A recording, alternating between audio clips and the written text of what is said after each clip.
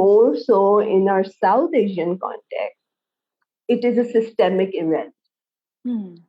It is not a one-on-one event. It's a systemic event.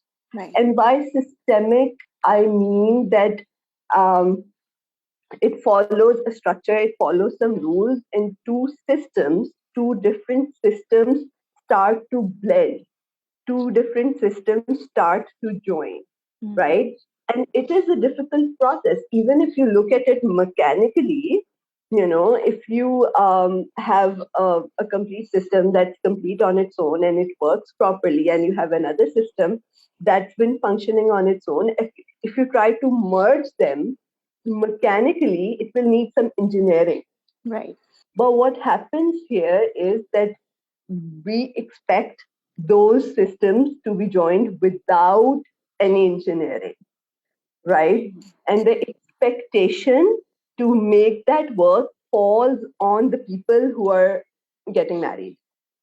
Right. Okay, and then the system itself had really specific rules, and it is so close to our joint family systems or our South Asian family system, because our hierarchies are very much intact within our family systems, right? Yeah. So much so, I mean, जो British monarchy का system है, उसमें hierarchy बहुत strict है, right? Yeah, and if you were to just take it and map it on any traditional Pakistani joint family system, it will fit word for word.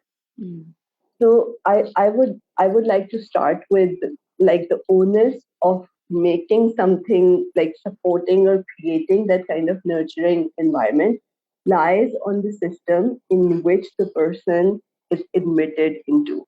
So maybe, on media, on social media, on those kind of platforms, opening a space, a dialogue which is productive, which is not just, which is not just venting. Right. Which is like productive. हमने बात की, हमने कहा ऐसे होता है, आखिर में हमने कहा कि अच्छा इसको करने के लिए आप ऐसा करें, this might help, this might not help.